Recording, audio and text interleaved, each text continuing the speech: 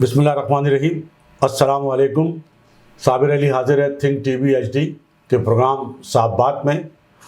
ناظرین، کل ہم نے آپ کو رات گئے ایک بریکنگ نیوز دی تھی، اور غالباً یہ بریکنگ نیوز سب سے پہلے ہمارے چینل کے ذریعے ہی جو ہے آپ تک پہنچی ہوگی، جس میں ایم کیو ایم کے بانی و قائد الطاف حسین نے جو ایک کھلا خط لکھا تھا نئے army chief general Asim Munir صاحب کے نام، اور جو اس خط کے مندرجات تھے وہ بھی ہم نے بتائے. جس میں کوئی ایسی بات نہیں تھی، کوئی قابل اعتراض بات نہیں تھی. انہوں نے صرف ایک تو اپنی تنظیم کا تعارف کرایا کہ میں جس طرح 35-40 سالوں سے پہلے اے پی ایم او سے بنائی، پھر ایم کیو ایم، پھر متحدہ قومی موومنٹ، اور ظاہر ہے کہ وہ پاکستان کے جو سیاسی سسٹم میں جو ہے وہ ایک اہم سیاسی رہنما کے طور پہ جو ہے وہ الطاف حسین شامل رہے ہیں. اور الطاف حسین کا یہی شکوہ تھا کہ آخر انہیں ان کے کارکنوں کے ساتھ جو ایک طرح سے زیادتیاں کی گئی ہیں، جن لوگوں نے بھی کی، جس وقت کی مختلف 92 کے بعد سے جو 92 میں آپریشن ہوا اور اس کے بعد بھی جو صورتحال ہوئی، تو یہ سارے شکوے انہوں نے کیے. تو انہوں نے کہا تھا کہ ہم تو پاکستان کی ترقی اور کامیابی کے لیے اور پاکستان کو ایک فلاحی ریاست بنانے کے لیے جو ہے وہ ہم جدوجہد کر رہے ہیں. اور بالکل انہوں نے واضح کیا کہ کم از کم متحدہ قومی موومنٹ وہ واحد جماعت ہے جس میں کوئی جاگیردار، وڈیرا، ذمہ دار، سرمایہ دار نہیں ہے. جبکہ اس میں کوئی شک نہیں ہے، پاکستان کی کوئی ایک جماعت بتا دیں آپ جس میں جاگیردار، وڈیرے، سرمایہ دار اور جو ہیں اس طرح کے لوگ نہ ہوں، اور پھر ٹکٹ بھی انہیں کو دیے جاتے ہیں. یعنی کون سی ایسی جماعت ہے جو کسی غریب کارکن کو دریا بچھانے والے کو ٹکٹ دیتی ہے؟ اور آج کی جو ایم کیو ایم ہے، جو پاکستان کہلاتی ہے یا بہادرآباد کہلاتی ہے، آپ دیکھیں کہ انہوں نے وہ جو پورا ایک ایم کیو ایم کا جو پوری تاریخ تھی وہ بدل دی. اب وہ ایسے لوگوں کو ٹکٹ دیتے ہیں، ایسے لوگوں کو ذمہ داریاں دیتے ہیں جو انہیں مالی فائدے پہنچاتے ہیں، یا انہیں کہیں سے کوئی حکم آتا ہے کہ جی آپ اس کو یہ ٹکٹ دے دیں یا یہ ذمہ داریاں دے دیں. تو الطاف حسین صاحب کا خط جو ہے بڑا امپورٹنٹ ہے، اور اس خط کی اس بات سے زیادہ اہمیت ہے کہ انہوں نے پہلی مرتبہ جو ہے جو نئے آرمی چیف ہیں جنرل عاصم منیر صاحب سے اپنے کھلے خط کے ذریعے رابطہ کیا ہے. یہ الطاف حسین کا پہلا رابطہ ہے، جبکہ الطاف حسین جو ہے وہ بذریعہ خط تو جو سابق آرمی چیف ہیں ان سے بھی رابطے کرتے رہے ہیں، خط لکھتے رہے ہیں، اور معافی بھی وہ تسلیم کرتے ہیں کہ جی ان کے ساتھ بالکل جو ان سے غلطی ہوئی جذبات میں. یہاں تو جذبات میں لوگوں میں پتہ نہیں کیا کیا کچھ کر دیا. تو وہ تو ایک بہت جو بھی غلطی تھی اس کو ہم یہ نہیں کہیں گے کہ کوئی معمولی غلطی تھی یا کیا تھی. غلطی تو بہرحال غلطی ہوتی ہے. تو لیکن وہ معافی مانگ رہے ہیں اور وہ رجوع کر رہے ہیں. انہوں نے پہلے بھی جو سابقہ آرمی چیف تھے ان سے بھی رجوع کیا، معافی مانگی، خط لکھا، اور اب نئے آرمی چیف سے بھی انہوں نے ایک طرح سے اپنے اس کھلے خط کے ذریعے رابطہ کیا ہے. لیکن ناظرین، کہا جاتا ہے کہ چونکہ ڈی ایچ ایل کے ذریعے وہ خط بھیجا گیا ہے GHQ راولپنڈی، اور یہ خط جو ہے جمعرات کی شام یا رات جو ہے وہ بھیجا گیا ہے ڈی ایچ ایل کے ذریعے لندن سے. تو ظاہر ہے اس میں کم از کم 2 دن تو لگیں گے پہنچنے میں، اور اس کے بعد کوئی صورتحال واضح ہوگی کہ اس کا کیا رسپانس ملتا ہے، کیا رسپانس سامنے آتا ہے. لیکن جمعے کے دن 9 دسمبر کو جو ایم کیو ایم نے، متحدہ قومی موومنٹ نے اور اس کے قائد نے یا بانی الطاف حسین نے جو ایک اعلان کیا تھا کہ جی 9 دسمبر کو جو ہے یوم شہداء کے لیے جو ہے کارکنان جو لواحقین ہیں وہ اپنے طور پہ جس وقت بھی چاہیں صبح فجر سے لے کے وہ جائیں اور فاتح خوانی کریں، پھول چڑھائیں. لیکن انہوں نے تو صبح فجر اور مغرب کا کہا تھا، لوگ ایک روز پہلے ہی شام سے جانا شروع ہو گئے تھے. اور آپ نے دیکھا، ہم نے کل بھی بتایا تھا کہ بڑی رکاوٹیں کھڑی کر دی گئی تھیں. اور جمعے کے روز بھی 9 دسمبر کو جتنے راستے یاسین آباد قبرستان کو جاتے ہیں، مکہ چوک کو جاتے ہیں، وہاں بڑی بھاری نفری جو تھی وہ پولیس اور سرکاری اہلکاروں کی تعینات تھی. اب سوال یہ پیدا ہوتا ہے کہ اتنی بڑے پیمانے پہ بھاری نفری کی تعیناتی کا کیا جواز کیا ہے؟ آخر یہ کس کے حکم پر ہے؟ وہاں کون سی ایسی دہشت گردی ہونے چاہ رہی تھی؟ کون سا جلوس نکل رہا تھا؟ کون سی ریلی نکل رہی تھی؟ کون سا ایسا کوئی احتجاجی مظاہرہ ہو رہا تھا؟ تو بڑے سمپل انداز میں جو لاحقین ہیں، خواتین ہیں، بچے ہیں، بزرگ ہیں، نوجوان ہیں، جن کے ظاہر پیارے جو ہے کسی کا دوست ہے، کسی کا بھائی ہے، کسی کا بیٹا ہے، کسی کا باپ ہے، تو یہ ظاہر ہے کہ وہ چاہتے تھے، کس کا دل نہیں چاہے گا کہ وہ جب قبرستان جائے، اپنے پیارے کی قبر پہ حاضری بھی دے پھول. تو لوگ، یہ نہیں تھا کہ کوئی بہت بڑا جلوس تھا، اور اس کے لیے کہا بھی نہیں گیا تھا، اس کی ضرورت بھی نہیں تھی، لیکن اس کے باوجود پولیس کی بھاری نفری اور سرکاری اہلکاروں کی بھاری نفری کی تعیناتی جو ہے وہ آخر کس کے حکم پر ہوئی؟ وہ کیا چاہتے تھے؟ ظاہر ہے کہ جو ہمارے مقتدر حلقے ہیں، ادارے ہیں، ان کی جانب سے بالکل یہ واضح اعلان ہے کہ ہمارا یہ فیصلہ ہے کہ ہم کسی سیاسی مداخلت کسی قسم کی نہیں کریں گے. تو ذرا ان کی ہم ایک سیاسی جماعت ہے، اس سے تو آپ انکار نہیں کر سکتے، اور وہ گزشتہ 35 سالوں سے سیاست میں ہے، اور انتہائی اہم سندھ کے شہری علاقوں کی اکثریتی جماعت ہے، یعنی ملک کی تیسری اور سندھ کی دوسری بڑی سیاسی جماعت ہے. اور الطاف حسین صاحب نے اپنے خط میں بھی اس بات کو واضح کیا، تو آپ اس کو ایک دم سے جو ہے وہ اگنور نہیں کر سکتے، مائنس نہیں کر سکتے. اور دیکھیے، جب بھی آپ کسی کو مائنس کریں گے، نواز شریف کو بھی مائنس کرنے کی کوشش کی گئی لیکن نہیں ہوا مائنس نواز شریف. آج بھی پاکستان میں جو ہے وہ نواز شریف کی سیاست چل رہی ہے. یہی ہم عمران خان صاحب کے لیے بھی کہیں گے کہ مائنس کسی کو بھی کرنا، اور کسی طاقت کے ذریعے،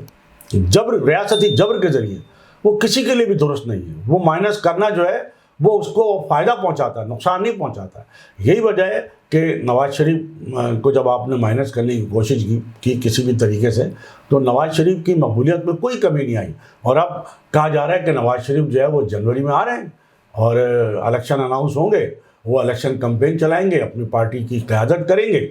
ممکن ہے وہ خود الیکشن نہ لڑیں، لیکن اور ان کے بہت سارے لوگ ہیں. لیکن جب نواز شریف خود یہاں موجود ہوں گے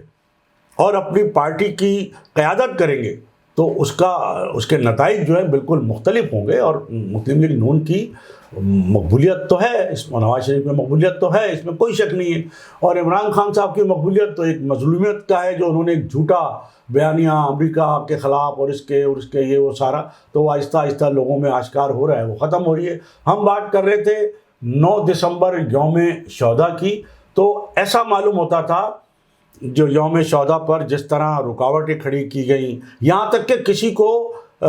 کوئی میڈیا کا نمائندہ بھی اگر وہاں گیا کیمرہ لے کے، تو اس کو وہاں پر کسی قسم کی فوٹیج بنانے کی اجازت نہیں دی گئی.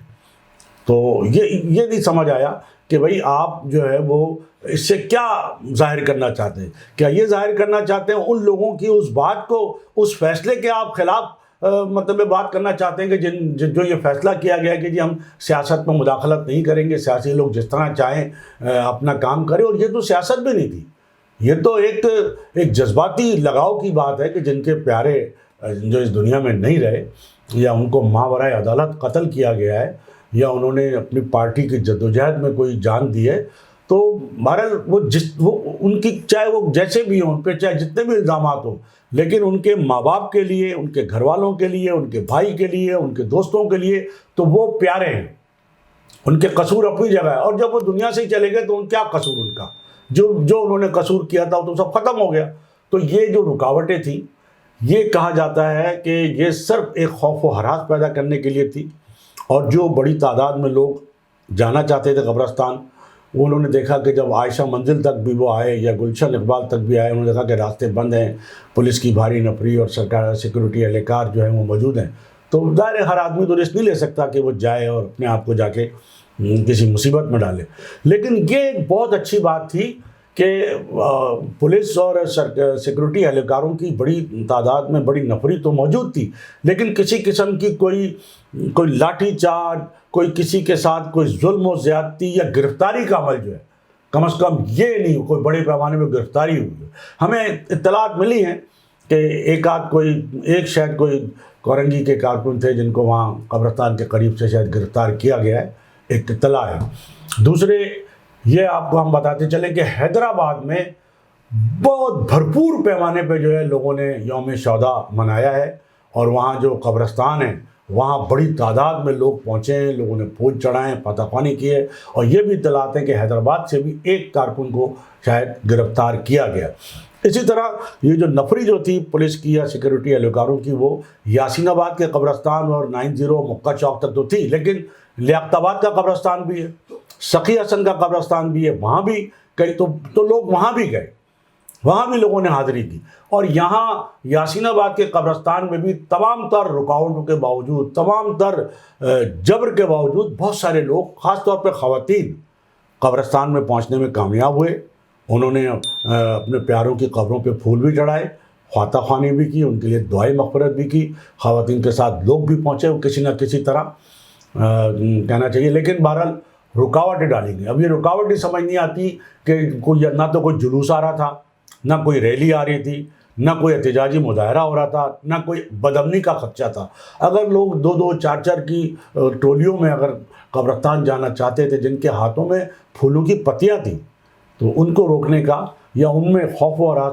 پھیلانے کا کوئی ایسا جو ہے وہ کوئی ایسی بات سمجھ نہیں آتی کہ ان کے ساتھ کیوں کیا گیا ہے اور یہ کس کے ایما پہ کیا گیا۔ کیونکہ سندھ میں جو سیاسی حکومت ہے، اداروں نے تو کہہ دیا ہے کہ ہم کسی قسم کی کوئی سیاست میں مداخلت نہیں کریں گے، تو پھر یہی کہا جائے گا، یہی کہا جا رہا ہے کہ یہ چونکہ سندھ میں جو حکومت ہے پیپلز پارٹی کی،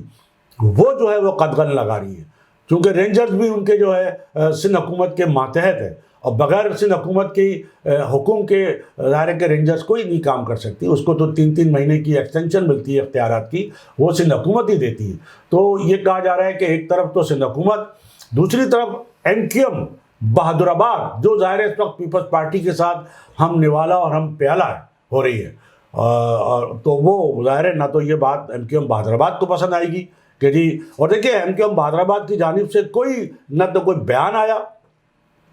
نہ کوئی وہاں جانے کا کہا گیا۔ ہاں، میں نے ایک سوشل میڈیا پہ ایک بیان ضرور دیکھا، جو سابق وزیر بلدیات ہیں اور MP ہیں، محمد حسین صاحب، انہوں نے کہا کہ جی ہم ظاہر ہے کہ ہم خراج عقیدت پیش کرتے ہیں شہیدوں کو، اور ڈاکٹر فاروق ستار کی طرف سے بھی یہ ایک بیان سوشل میڈیا، لیکن صرف بیان کی حد تک۔ باقی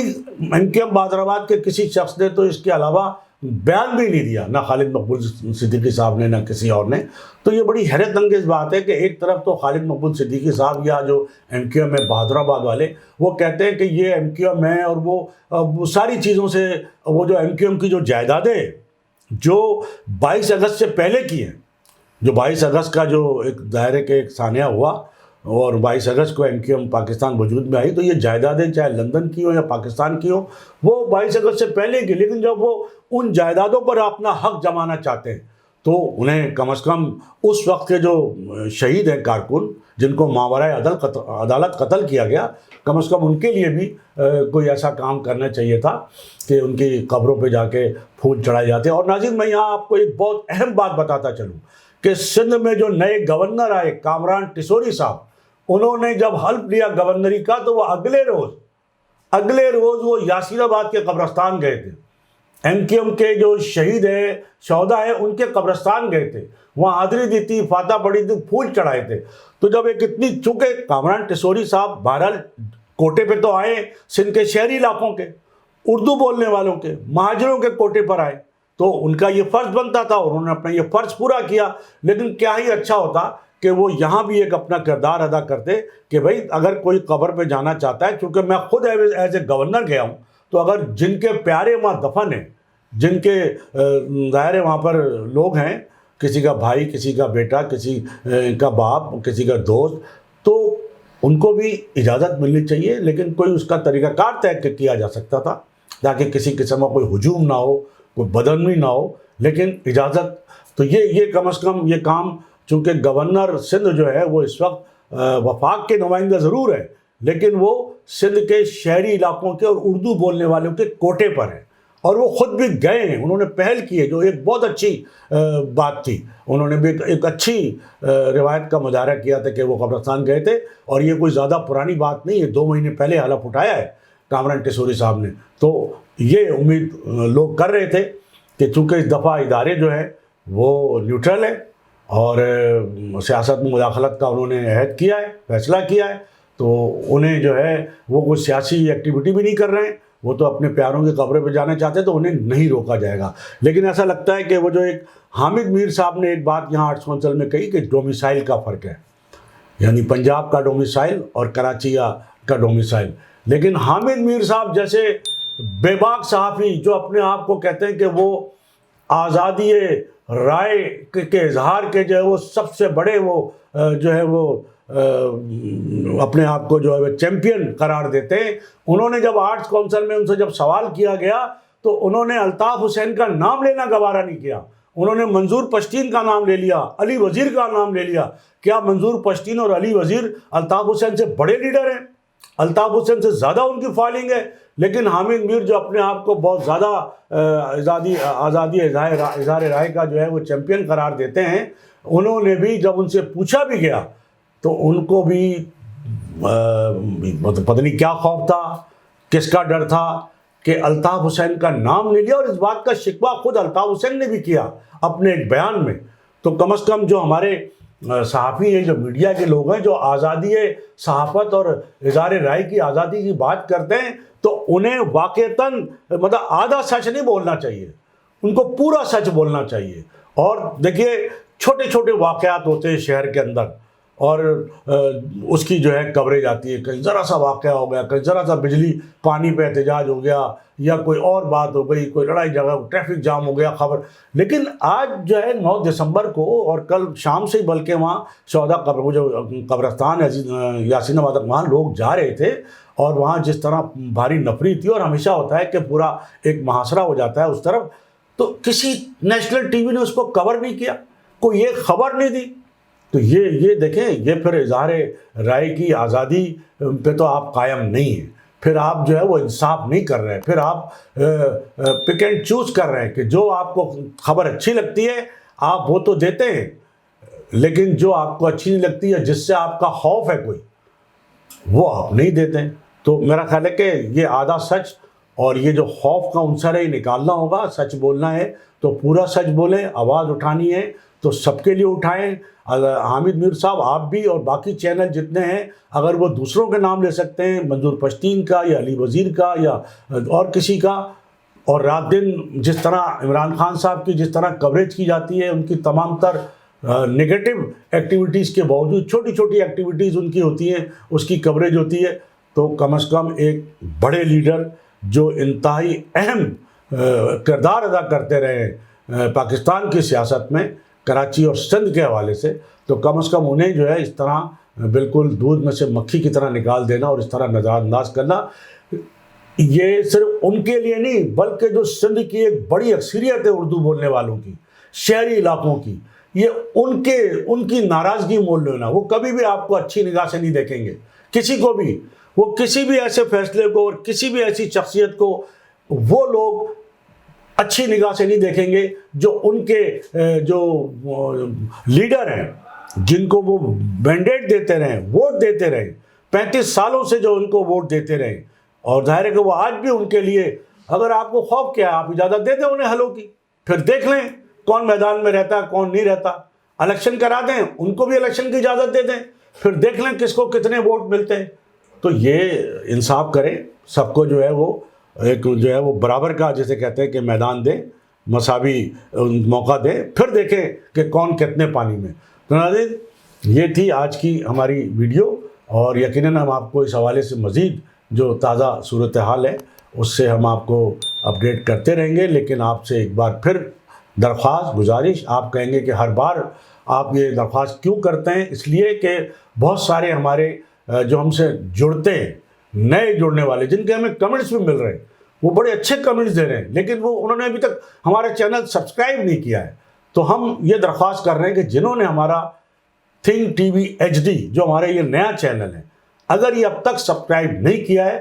تو وہ دوبارہ کر لیں, سبسکرائب ضرور کر لیں. جنہوں نے پہلے کیا تھا وہ دوبارہ کر لیں سبسکرائب, اور جنہوں نے اب تک نہیں سبسکرائب کیا وہ ضرور سبسکرائب کر لیں, تاکہ آپ کو جو اپڈیٹ ہے پاکستان کی سیاست, سندھ کی سیاست اور کراچی کی سیاست کے حوالے سے, اور جو یہاں کراچی میں جو اہم تقریبات ہوتی ہیں ہم وہ بھی کور کر رہے ہیں. آپ نے دیکھا کہ تھائی لینڈ کا نیشنل ڈے تھا, وہ کور, آباد کی تقریب, ایک اور ایک تک, تو یہ جتنے اچھے بڑے شہر میں جو پروگرام ہوتے ہیں وہ بھی ہم آپ تک پہنچاتے ہیں. تو آپ ہمارا تھنک ٹی وی HD چینل جو ہے پہلی فرصت میں ضرور سبسکرائب کر لیں۔ اس کے ساتھ ہی ناظرین آج کی اس نشست سے صابر علی کو اجازت، اللہ حافظ۔